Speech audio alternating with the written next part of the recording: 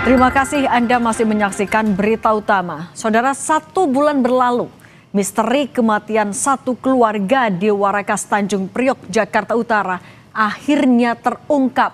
Dalang di balik tragedi ini tidak lain adalah Abdullah Syauqi Jamaluddin, salah satu anak korban. Dendam jadi motif. Pelaku merasa kerap diperlakukan berbeda oleh sang ibu. Hingga pada satu waktu yang keliru, amarah mengalahkan nalar. Pria 22 tahun itu meracuni ibu dan 2 saudaranya hingga tewas. Saat kejadian, salah satu korban ditemukan dalam kondisi lemas di kamar mandi dan langsung dibawa ke rumah sakit. Ia adalah Abdullah Syauqi Jamaluddin, anak kedua dari 4 bersaudara. Namun belakangan terungkap, Syauqi adalah pelaku pembunuhan tersebut.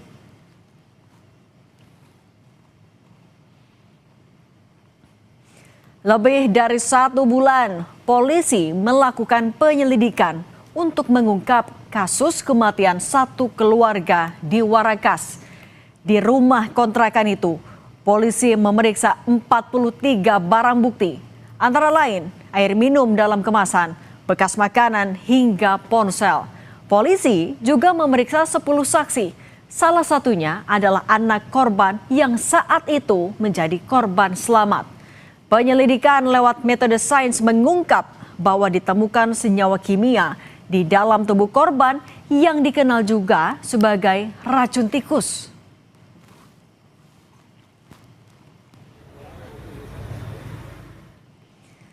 Berdasarkan hasil penyelidikan, anak korban yang terbaring lemas di kamar mandi saat kejadian adalah pelaku pembunuhan. Hal ini terkuak setelah penyidik memeriksa Syauqi secara lebih intensif. Pelaku mengakui perbuatannya telah meracuni ibu dan saudaranya hingga tewas menggunakan racun tikus. Atas hasil pemeriksaan dari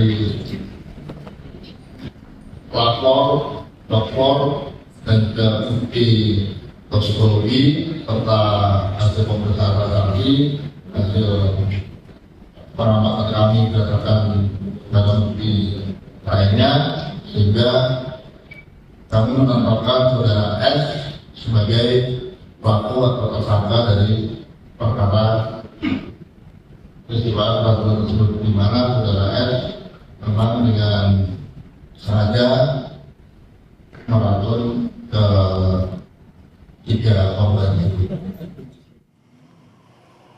Inilah rekaman CCTV yang memperlihatkan pelaku sendirian keluar dari rumah kontrakan menggunakan motor.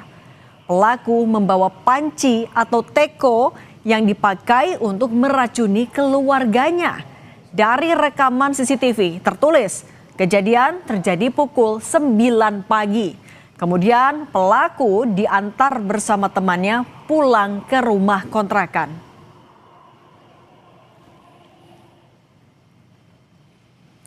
Kamis malam, 1 Januari 2026, pelaku meracik kapur barus dan racun tikus di sebuah panci berisi air teh.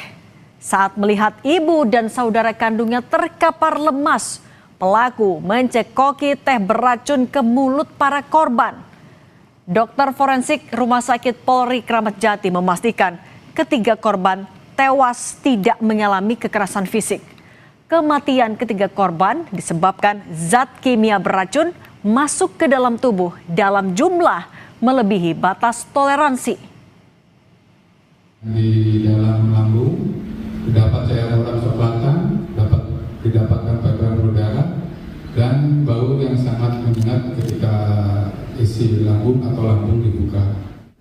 Didapatkan sebuah kematian akibat senyawa kimia atau zat yang tidak lazim masuk ke dalam tubuh yang melebihi batas toleransi dalam tubuh yang mengakibatkan korban tersebut mati lemas. Polisi menyebut peristiwa tewasnya satu keluarga di Warakas, Jakarta Utara adalah pembunuhan berencana.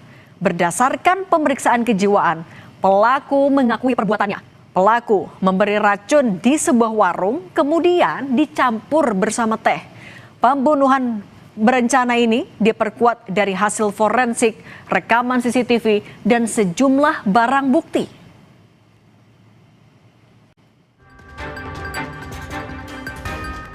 Korban pingsan namun belum meninggal dunia, dia menyedotkan racun lagi ke dalam mulut pada korban. Jadi di sini bisa kita lihat bahwa memang pelaku sudah merencanakan, dan ini semua hasil dari BAP tersangka. Kejahatan ini dilakukan lantaran pelaku dendam dengan ibu dan saudaranya. Pelaku mengaku kerap diperlakukan berbeda dan sering dimarahi oleh ibunya. Pelaku juga sering cekcok dengan saudara kandungnya. Motivasi dari pelaku adalah dendam kepada keluarganya karena merasa diperlakukan berbeda dan sering dimarahi oleh.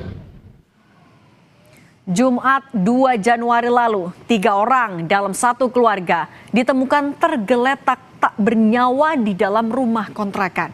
Sementara satu anggota keluarga yang lain ditemukan dalam kondisi kritis dan dilarikan ke rumah sakit. Korban pertama kali ditemukan oleh anaknya sepulang kerja. Anak korban kemudian berteriak sehingga teriakannya memicu perhatian tetangga. Tetangga korban yang mendatangi lokasi mendapati 3 orang tergeletak kaku tak bernyawa. Sementara 1 orang lain ditemukan dalam kondisi lemas dan linglung. Bang, izin bang, geser dikit bang. Air mata duka dari anak kedua ini menetes di pusara keluarganya. Di saat yang bersamaan, ia harus kehilangan ibu dan 2 saudaranya. Terlebih, ia yang menemukan keluarganya tewas di dalam rumah.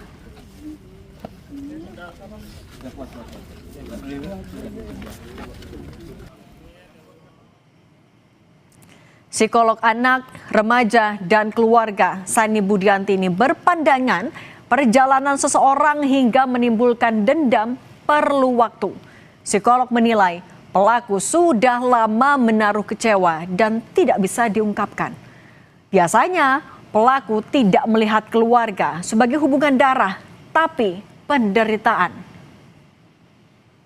Saya yakin ketika seseorang bisa berkomunikasi, mengutarakan kekecewaannya mungkin atau ketidakfairan yang diterima mungkin, itu bisa membuat amarah seseorang itu bisa mereda begitu. Makanya saya mengharapkan sekali memang hubungan atau komunikasi antar keluarga itu harus ditingkatkan. Sebenarnya ini untuk tidak terjadinya akumulasi amarah atau emosi negatif yang bisa memuncak dan bisa menimbulkan perilaku yang agresif. Di hadapan polisi terungkap kisah rasa cemburu tentang seorang anak yang diperlakukan berbeda oleh orang tuanya. Namun penjelasan tak pernah cukup untuk menebus nyawa yang hilang.